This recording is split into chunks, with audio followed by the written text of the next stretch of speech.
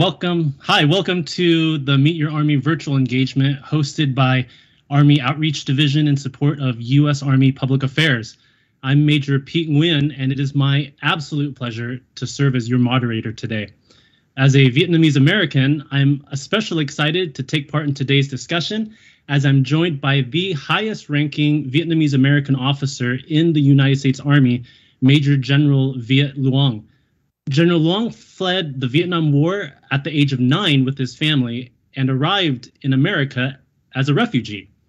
Today, he's going to share his remarkable journey from landing on the deck of the USS Hancock as a frightened 9-year-old boy to leading U.S. Army Japan as an Army Major General.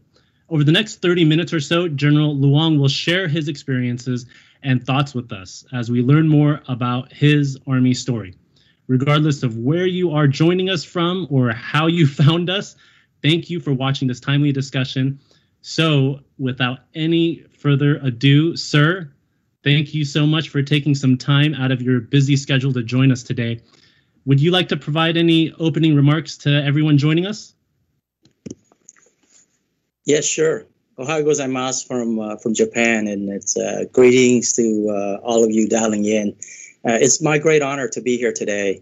And first and foremost, I would tell you that, as you may have seen on the brochures and maybe my bio, I'm listed as a first in many categories. However, from my foxhole, I will tell you I'm simply just a soldier, like many of you, who's trying to do his duty to the fullest. I would also say that I would not be sitting here without, the great efforts of my soldiers, non-commissioned officers, and mentors along the way. And I also owe a great debt to my parents and my sisters for their sacrifices and the enduring support from my wife, Kim, and my family. But in any case, it's great to be here. It's good to see some of you. Sir, thank you so much. I recently listened to your NPR interview from 2015 when you oversaw the training of Afghan troops near Kandahar. In that interview, you detail your journey as a Vietnamese refugee to a U.S. Army general. I can hear the emotion in your voice as you describe the way you felt 45 years ago. When I hear your voice shakes, it makes me think about my own family and what it must have been like for all Vietnamese people who followed a similar path to the U.S. Can you tell us about your journey leaving Vietnam from when your father held a family meeting to the way you felt when you landed on the deck of the USS Hancock? Yeah, absolutely, Pete. And just to be honest, the scars from that event are indelible. And that's why it's hard for me to be able to maintain, or control my emotions when I have to retell it. I don't like to retell that story all that much, but I think it's a story that needs to be told because it's part of who we are as Americans, and it's a story of our nation. And so I have told that story a few times, including when I was in Kandahar, and I was actually probed on that story. So. It goes back to February or March 1975, and I remember that very vividly because it was such a cataclysmic event in my life, So my father at that time was serving as the executive officer to the equivalent of the U.S. Marine Corps Commandant, the South Vietnam Commandant, Lieutenant General Lê Nguyên Khang at that point. And I remember him, out conducting battlefield circulation with the general and coming back, very dejected. And he's typically a very upbeat and a very positive person. And I remember him coming back, and I actually overheard him telling my mom that the country was doomed and there's no way we were going to win the war. So shortly thereafter, he started a series of family meetings. And, my sisters, my 4 oldest sisters, they were, my oldest 2 were already in college. They were just absolutely brilliant. My other 2 sisters attended South Vietnam's top girls' high school, which is Trung Vuong. So they were all pretty brilliant in their own rights and very, very strong women of Vietnamese heritage. And so they participated. I didn't get a chance to participate because I was too young, but I always made sure that I was always on the margins of these meetings. And I remember my dad resolutely wanting to go back to the Marine Division and continue to fight. And I remember for the first time, or one of the few times I actually saw my mom and my sisters pushing back on him, is that, what about the family? I mean, the Marine Division was spread all throughout the country, fighting for its life. And, my mom is like, what worth are you in coming back to join that fight? And you're a staff guy now.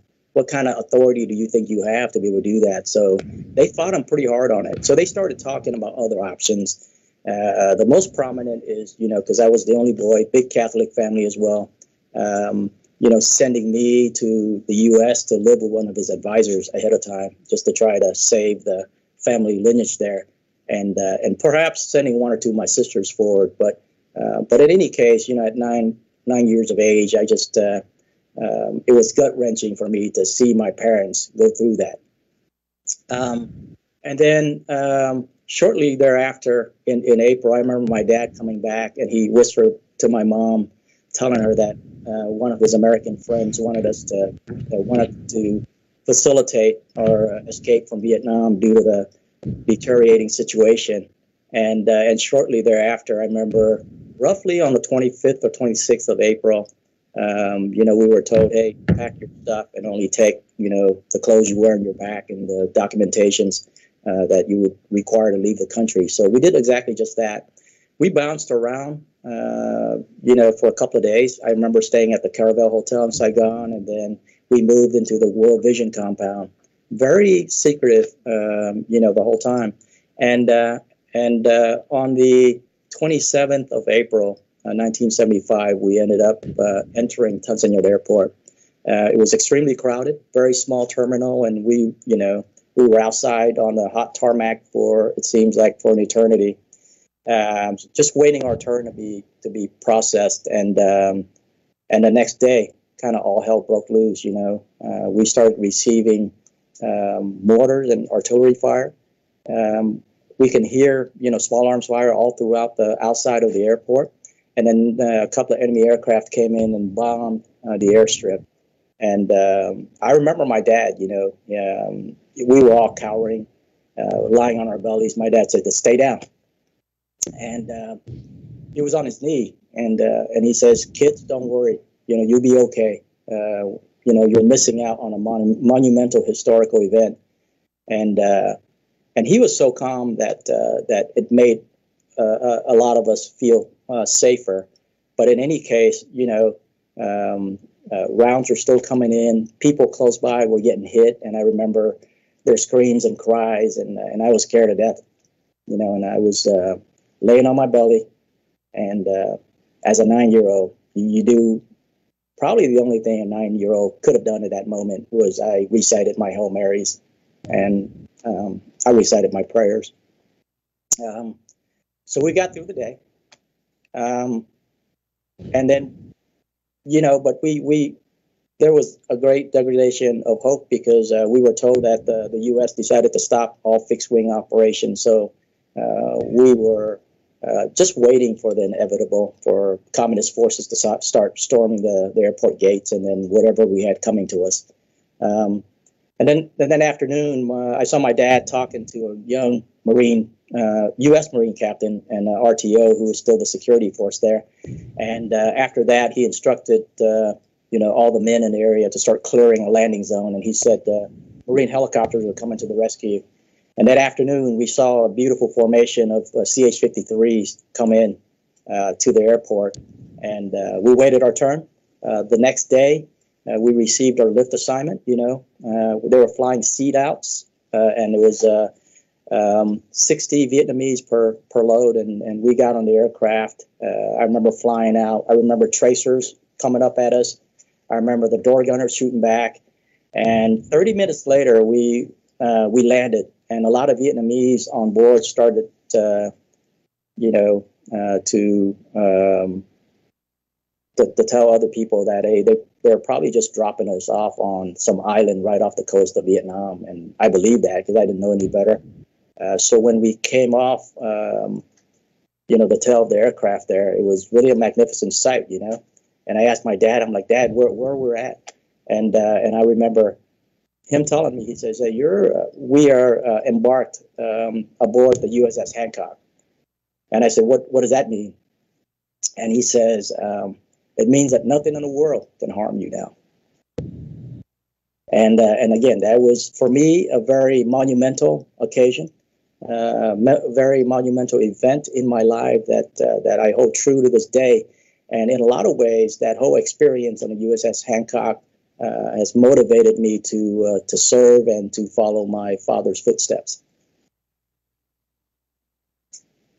Wow.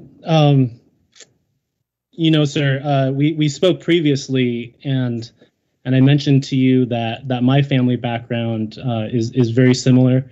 I'm the only one of 5 children who was born in the United States. Both of my parents were boat people.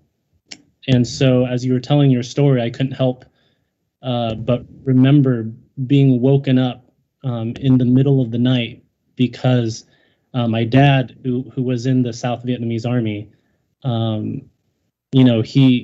he had night terrors very late into his life. And I remember being woken up by them. These experiences that you had, as a soldier, as a young lieutenant, as an infantryman, were you able to draw upon some of these experiences, these memories, your father's stories, to help you in your soldiering? Yeah, absolutely. My dad was my, really, he still is my hero. Unfortunately, he passed in 1997. But so his leadership has really helped shape me into the leader that I am today. I watch him throughout the war, and I watch him, lead the family through this very traumatic experience. And I have, just great admiration for him. And on top of that, he got a degree in English literature from the University of Saigon. So he's intellectually, he was very gifted. So I was able to benefit a lot from that, right? So that's first and foremost, it's the leadership piece. He's always, keen on, leaders being able to lead from the front, be able to share the same hardship with your soldiers. And he always told me, treat your soldiers like your sons and daughters. So I've lived by those ethos. So first and foremost, it really has shaped who I am as a leader. In terms of being there and seeing it all, and actually having gone through these traumatic events, it just made me stronger as a person. People say, well, when I was a lieutenant, Ranger school is tough, and I went through it. I'm like, well, maybe it's not all that tough, right? Maybe there are things in life that are tougher. So it's taught me that. It's taught me to have great compassion for people.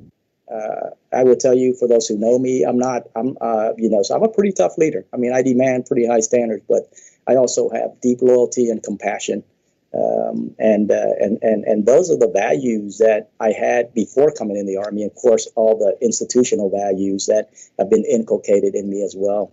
But I think diversity and experience gives the Army strength. Sir, thank you very much. I want to shift gears just a little bit and ask you something that I think is being discussed a lot in the civilian sector, and should definitely be discussed here in our profession as well. And it's about equality and inclusion at the top. I know representation is important. I see it in the way that my small children play, the dolls that they choose. They always choose the ones that look like them. When you came through the ranks, did you see diversity at the top? Was there someone that looked like you or had similar experiences that you could go to for mentorship? Did you question whether there was a ceiling for you, and how did you navigate that? Yeah, that's a great question that sometimes I still ask myself that today. And I would tell you very honestly that we were not very diverse when I first came into the Army. And I can speak not only for myself, but for some of my colleagues who are African American, as well as Hispanic, right?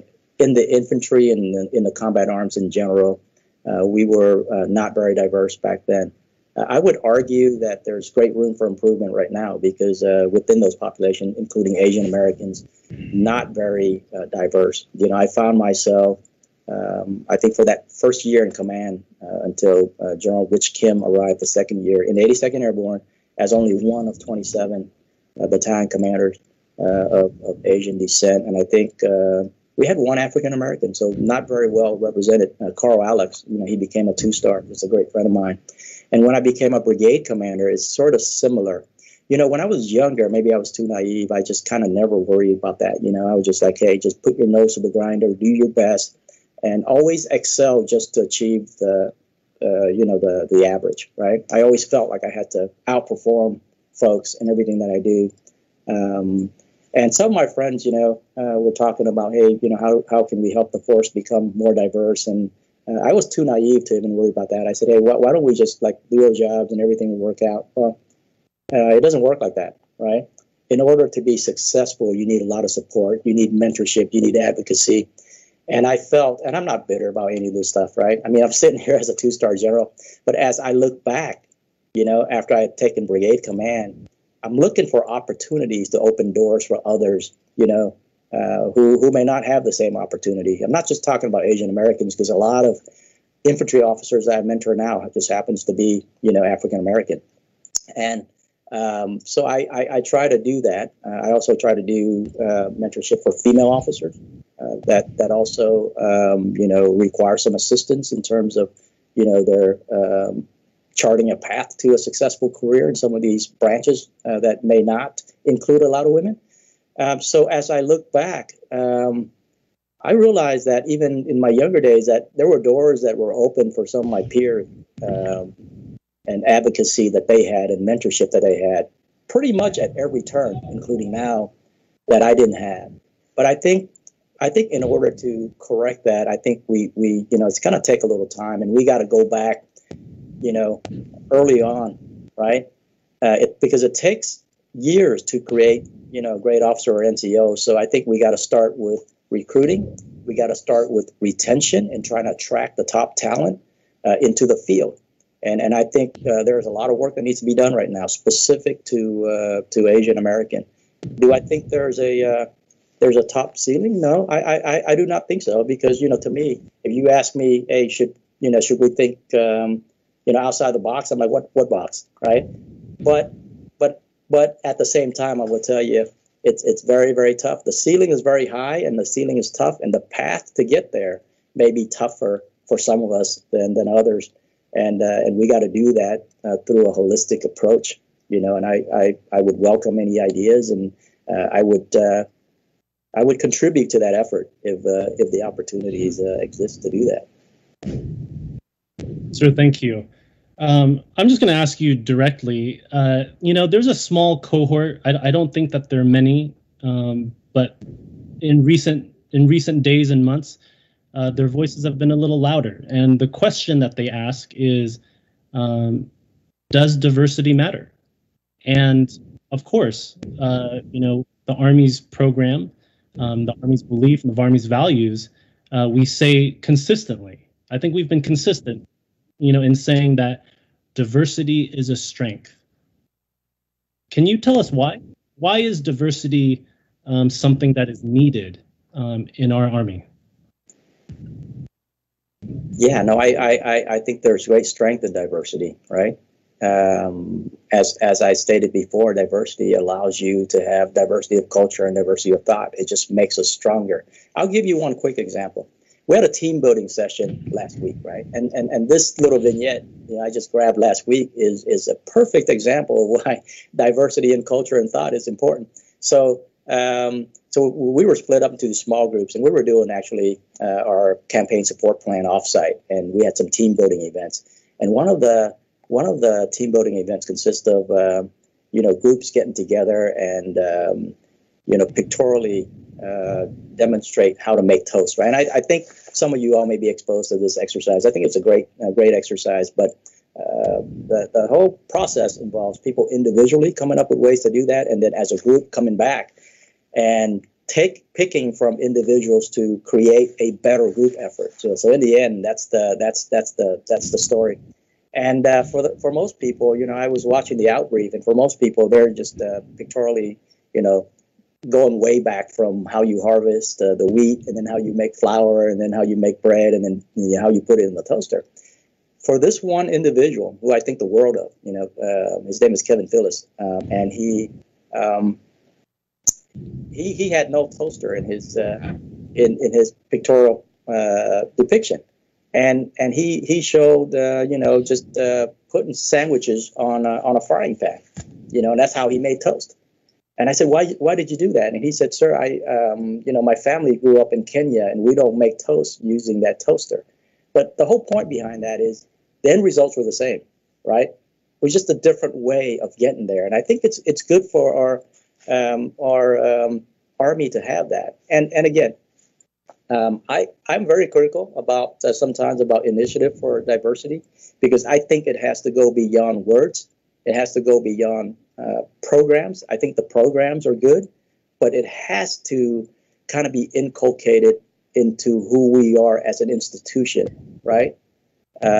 Subconsciously. So that way it's not something that you try hard to do. It should come natural.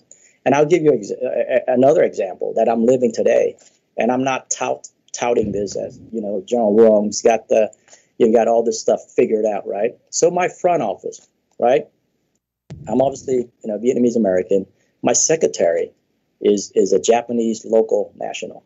All right. My executive assistant is a 60-year-old white male. My aide de camp is African American. My executive assistant, enlisted executive assistant, is African American, and he's gay. And then my commo sergeant is a staff sergeant, and he's Caucasian. Pretty well diverse. And the reason I'm proud of that is I didn't go into this job saying, well, I'm going to pick one of each, right? My whole thing was, my philosophy for diversity is don't do diversity for diversity's sake. But when all things are equal, right? When all things are equal, you got to give diversity a chance. And that's been my approach to leadership this whole time, right? And if you look at my front office staff, it's like, wow, maybe I have embraced those ethos, and maybe we're doing something right here, because it's a very high performing front office, and the staff will tell you that. So again, it's a very myopic, very small sample of what that looks like. But I think people got to start embracing this stuff and live by it, and stop with just preaching, or waiting until May to start talking about this stuff and celebrate for the month of May instead of just living it throughout the whole year, right? Yes, sir. Thank you. That being said, with your background as the first Vietnamese American general in the United States Army, do you, and I'm sure with many other firsts as well, do you feel like there's an extra weight on your shoulders? You've inspired and continue to inspire a whole community of Asian Americans and non-Asian Americans, for that matter. How does that make you feel? Yeah, I didn't really starting to realize that until I was a battalion commander, very low profile, and I was in New Orleans doing Hurricane Katrina as the DRF-1 for 82nd Airborne, and I was trying to convince a Vietnam vet to leave a flooded area and try to extract him, because he had a bunch of medical issues and stuff like that, and he needed the help. And that ended up on the front page of LA Times. I didn't know that because I was still in the mission there in New Orleans. And I that's the first time where I started to get notoriety, because very famous writer of Vietnamese descent, Mr. Anh Đình Quang Thái, wrote an article in Vietnamese, and he basically attests to the fact that he was so proud to see this young Vietnamese American, on the leading edge of our national defense, and actually out there helping people. And he didn't know, we had a Vietnamese American in such an important position. And so I knew immediately then that I was representing something much bigger than just, myself and my soldiers and my unit. And then after that, we had starting to get a lot of attention in the Vietnamese community. And I didn't think much of it besides the fact that it's kind of my duty to, provide that outlet for strategic outreach and be able to communicate to a very important sector of our country. But recently I've been getting a lot of emails from young Vietnamese Americans and other Asian Americans who actually have told me that they joined because I've inspired them to do so. Right. So yes, I mean, you do carry some weight on your shoulders to be able to represent at all times. But I welcome the challenge, and I'm ready for it.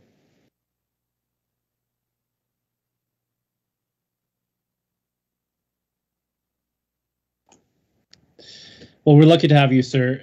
Going back to your NPR interview, toward the end, you talked about wanting to go back to Vietnam and perhaps finding your roots and getting some closure. Have you had time to make it back?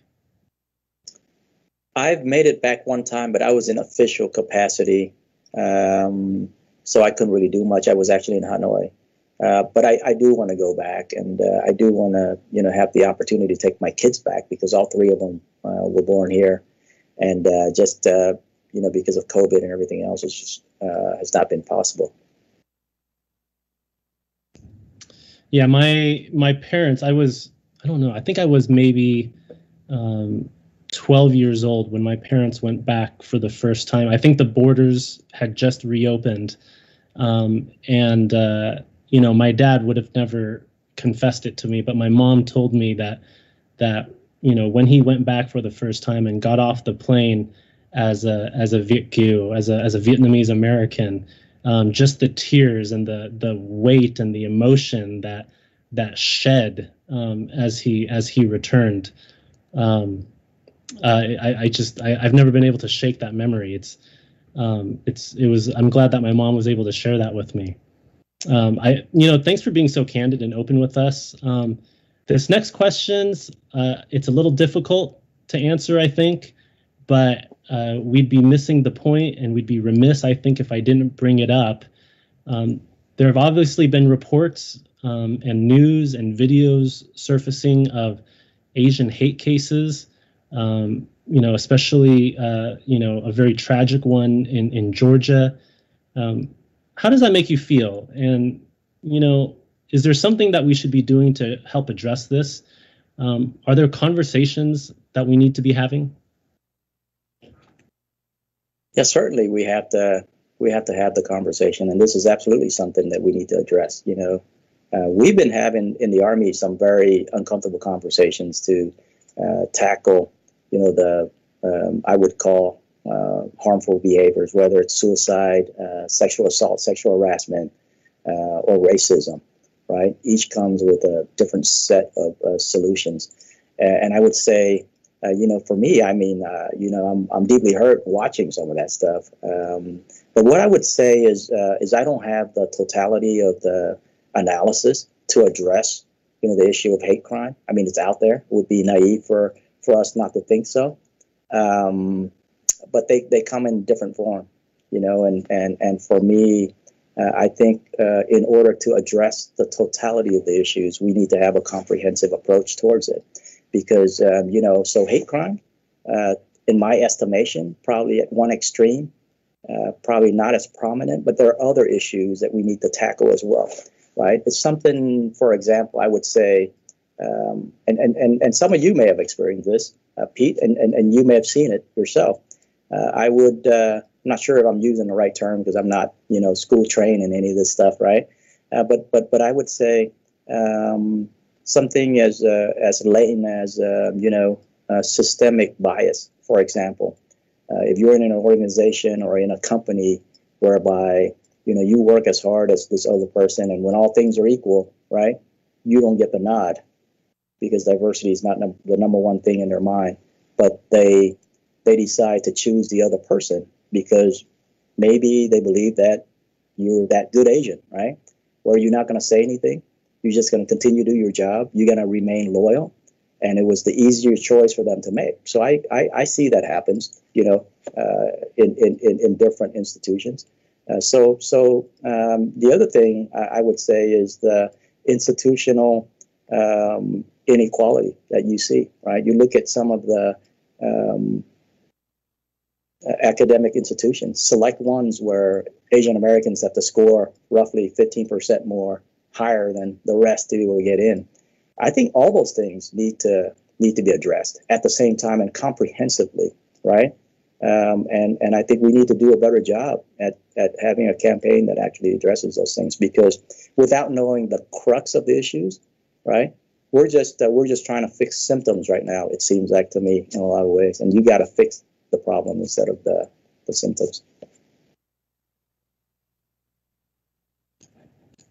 Sir, thank you. I have kind of a, oh, excuse me, hold on. Just as a quick reminder to our audience, if you have questions for Major General Luong, you can drop those in the comments section and we'll try to get to them before the end of our discussion. But I do have a personal question that I wanted to ask. And it's always fascinating when I get an opportunity to talk to senior Army leaders. So over the years, I've come to realize many successful people have very disciplined routines, whether it's in the morning or night. Is there something that you do that's part of your routine, part of your personal discipline, that's helped you stay focused or stay prepared over the years? Yeah, those who know me well would guess that I'm gonna put in a plug for good PT, right? That constitutes, I have a slide that says things that require no talent, and good PT is something that you do every day. But I think for me is I'm pretty proud of the fact that I'm able to maintain very good balance. I try to have dinner with my family each night when I'm not deployed or when I'm not doing something extremely important, and then reading. I read ravenously. I think everybody should read. I think it not only opens up your mind, but it exposes you to new ideas and just new ways of thinking, and maybe something that you may not even agree with. But I think it's intellectual discourse. It's a great thing, and that's how people keep themselves sharpened each day. I don't spend a lot of time doing it, but I think about 30 minutes each night, is good. Sir, thank you. Yeah, when I get to PT on my own, I've been able to, I used to listen to rock music to kind of get me amped up for the PT, but I've since switched to podcasts and audiobooks. So maybe that's 2 in 1. Maybe I'm ahead of the game on this. Yeah, rock music is fine too. All right, sir. Thank you for the tip. We're going to change things up again. We're going to have a little fun to end things. I'm going to ask you just a series of questions. And if you could please give me the first answer that pops into your head. Here we go. Favorite duty station? I would say Fort Bragg, North Carolina. Airborne. We just lost half our audience right there from me saying that. It's okay. Most recent show or movie you watched? Yeah, I saw The Age of the Samurai on Netflix. I highly recommend it. I mean, it's a very intriguing part of Japanese history there in the 1500s. Okay, favorite book? I would say Once an Eagle, because I make a lot of my officers read that. It's a great great book about leadership. It's pretty thick, though. The rank you wore when you had the most fun in the Army? I would say battalion commander, arguably possibly company commander, but battalion command is really the first time where you can actually influence and shape policy and have the authority to do a lot of things for people. All right. Vietnamese coffee or Starbucks? Vietnamese coffee all day. I recommend it as well. Mac or PC? Mac. Truck or sedan? Sedan. Beach vacation or exploring the city? Beach. Your favorite ACFT event? Sprint drag carry, because it breaks a lot of people down. Sir, run or ruck? Ruck. All right. Sir, thank you so much for sharing your story with us, and for being an inspiration to us all, specifically those in the Asian American and Pacific Islander community, and to many others of all cultures and ethnicities. I just want to thank you and give you the opportunity to end today's virtual engagement with any closing comments that you might have. Yeah, no, I just want to extend my gratitude to all those who have made a difference in my career. And I know some are watching out there. I owe you a great debt of gratitude. Also very thankful to our nation, right? I tell folks all the time, we're not perfect, right? But it's still the best nation in the world. And I strongly believe in that. And I hope you do too. And hats off to our institution. We talked about diversity, and we talk about some of the things that we're working on in the Army to improve our institution and going forward. But it's a great institution that I've been a part of, and it's been a privilege for me. And thank you for dialing in, everybody. Stay safe, and I do hope that our nation is on path to recovery from this coronavirus. Amen. Thank you very much, sir. And thank you, everyone, for joining us today here on this Facebook Live.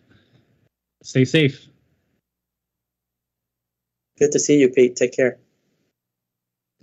Thank you, sir. Appreciate it. Cool. All right, I think we're off now. We are clear. I just cleared.